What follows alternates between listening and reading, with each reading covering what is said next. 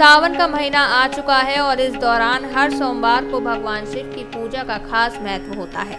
इस दिन व्रत रखने से न केवल शारीरिक और मानसिक शांति मिलती है बल्कि जीवन में सुख समृद्धि भी आती है। आज हम आपको बताएंगे सावन सोमवार व्रत की कथा, जो न सिर्फ धार्मिक महत्व रखती है बल्कि जीवन को सही दिशा देने के उपाय भी बताती है। तो चलिए जानते हैं इस व्रत के बारे में और इसे कैसे सही तरीके से करना चाहिए ताकि हम भगवान शिव की कृपा प्राप्त कर सकें। सावन सोमवार व्रत की पावन कथा। एक साहूकार था जो भगवान शिव का अनन्य भक्त था। उसके पास धन धान्य किसी भी चीज की कमी नहीं थी, लेकिन उसकी कोई संतान नहीं थी और वह इसी कामना को लेकर रोज शिवजी के मंदिर जाकर दीपक जलाता था। उसके इस भक्ति भाव को देखकर एक दिन माता पार्वती ने शिवजी से कहा कि हे प्रभु, यह साहूकार आपका अनन्य भक्त है, इसको किसी बात का कष्ट है तो आपको उससे अवश्य दूर करना चाहिए। शिवजी बोले कि हे पार्वती, इस साहूकार के पास पुत्र नहीं है, यह इसी से दुखी रहता है। माता पार्वती कहती हैं कि हे ईश्वर, कृपा करके इसे पुत्र का वरदान दे दीजिए। तब भोलेनाथ ने कहा कि हे पार्वती, साहूकार के भाग्य में पुत्र का योग नहीं है,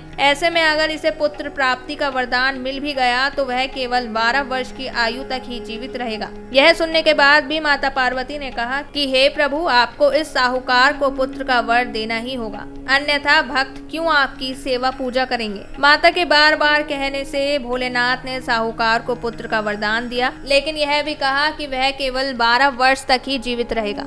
साहूकार यह सारी बातें सुन रहा था, इसलिए उसे ना तो खुशी हुई और ना ही दुख। वह पहले की तरह ही भोलेनाथ की पूजा अर्चना करता रहा। उधर सेठानी गर्भवती हुई और 9वें महीने उसे सुंदर से बालक की प्राप्ति हुई। परिवार में खूब हर्षोल्लास मनाया गया, लेकिन साहूकार पहले की ही तरह रहा और उसने बालक की 12 वर्ष की आयु का जिक्र किसी से भी नहीं किया।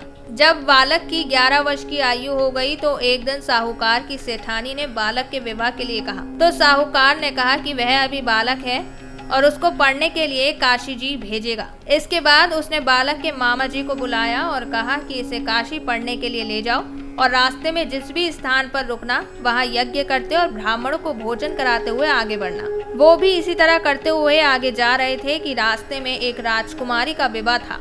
जिससे उसका विवाह होना था वह एक आंख से काना था।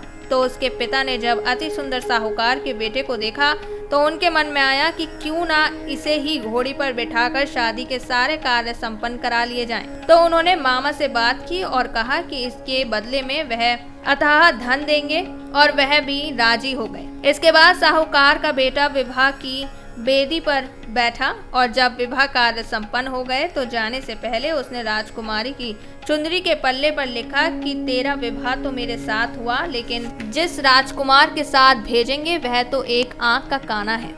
इसके बाद वह अपने मामा के साथ काशी के लिए चला गया। उधर जब राजकुमार ने अपनी चुनरी पर यह लिखा हुआ पाया तो उसने राजकुमार के साथ जाने से मना कर दिया। तो राजा ने भी अपनी पुत्री को बारात के साथ विदा नहीं किया। बारात वापस लौट गई। उधर मामा और भांजे काशी जी पहुंच गए थे। एक दिन जब मामा ने यज्ञ रचा रखा था और भांजा बहुत देर तक बाहर नहीं आया तो मामा ने अंदर जाकर देखा तो भांजे के प्राण निकल चुके थे। वह बहुत परेशान हुए, लेकिन सोचा कि अभी रोना पीटना मचाया तो ब्राह्मण चले जाएंगे और यज्ञ का कार्य अधूरा रह जाएगा। जब यज्ञ संपन्न हुआ तो मामा ने रोना पीटना शुरू किया। उसी समय शिव पार्वती उधर से जा रहे थे तो माता पार्वती ने शिवजी से पूछा, हे प्रभु, ये कौन रो रहा है। तभी उन्हें पता चलता है कि यह तो भोलेनाथ के आशीर्वाद से जन्मा साहूकार का पुत्र है। तब माता पार्वती कहती हैं कि हे स्वामी, इसे जीवित कर दें, अन्यथा रोते रोते इसके माता पिता के प्राण निकल जाएंगे। तब भोलेनाथ ने कहा कि हे पार्वती, इसकी आयु इतनी ही थी जो वह भोग चुका, लेकिन माँ के बार बार आग्रह करने पर भोलेनाथ ने उसे जीवित कर दिया। लड़का ओम नमः शिवाय करते हुए उठा और मामा भांजे दोनों ने ईश्वर को धन्यवाद दिया और अपनी नगरी की ओर लौटे।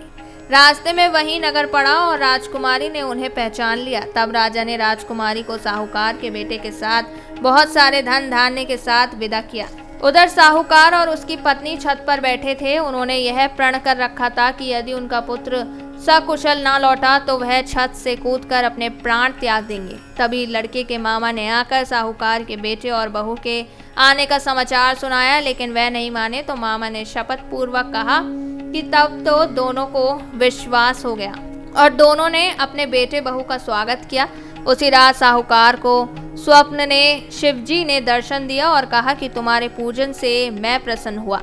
इसी प्रकार जो भी व्यक्ति इस कथा को पढ़ेगा या सुनेगा उसके समस्त दुख दूर हो जाएंगे और मनोवांछित सभी कामनाओं की पूर्ति होगी। तो दोस्तों, ये थी सावन सोमवार व्रत की पावन कथा, जो ना सिर्फ भगवान शिव के प्रति श्रद्धा और विश्वास का प्रतीक है, बल्कि हमें यह भी सिखाती है कि जीवन में हर मुश्किल को सहन करते हुए हमें अपने लक्ष्य की ओर बढ़ते रहना चाहिए। इस कथा से हमें यह प्रेरणा मिलती है कि भगवान शिव की कृपा से, ईमानदारी और समर्पण से किए गए प्रयासों से हम अपने जीवन में हर समस्या को पार कर सकते हैं। आशा है इस कथा ने आपको भी कुछ नया और सकारात्मक सिखाया होगा। तो अगले सावन सोमवार व्रत में इस कथा का श्रवण जरूर करें और भगवान शिव की कृपा से अपने जीवन को सुखमय बनाएं। वहीं हर सोमवार को शिवलिंग पर जल, दूध, बेलपत्र, धतूरा और शहद चढ़ाने से मनोकामनाएं पूर्ण होती हैं। इस महीने रुद्राष्टकम, शिव पुराण और महामृत्युंजय मंत्र का जाप विशेष फलदायक माना गया है। इस बार पहला सावन सोमवार पड़ रहा है 14 जुलाई को। इस दिन धनिष्ठा और शतभिषा नक्षत्र रहेगा और गजानन संकष्टी चतुर्थी का योग भी, जो शिव और गणेश दोनों की कृपा का प्रतीक है। दूसरा सोमवार 21 जुलाई को आएगा, जब चंद्रमा अपनी उच्च राशि वृषभ में रहेगा और रोहिणी नक्षत्र के साथ वृद्धि योग, सर्वार्थ सिद्धि योग और कामिका एकादशी का शुभ संयोग मिलेगा।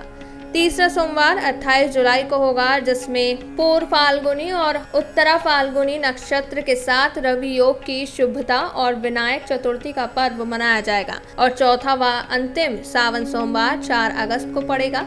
इस दिन अनुराधा और ज्येष्ठा नक्षत्र के साथ ब्रह्म, इंद्र, रवि और सर्वार्थ सिद्धि योग बन रहे हैं। चंद्रमा वृश्चिक राशि में रहेगा, जो चंद्र दोष, पितृदोष और ग्रहण योग की शांति के लिए उत्तम है। तो भक्तों, इस सावन में हर सोमवार को शिव पूजन और अभिषेक करके अपने जीवन में शुभता, शांति और सिद्धि का स्वागत करें। आप सभी को सावन सोमवार की ढेर सारी शुभकामनाएं।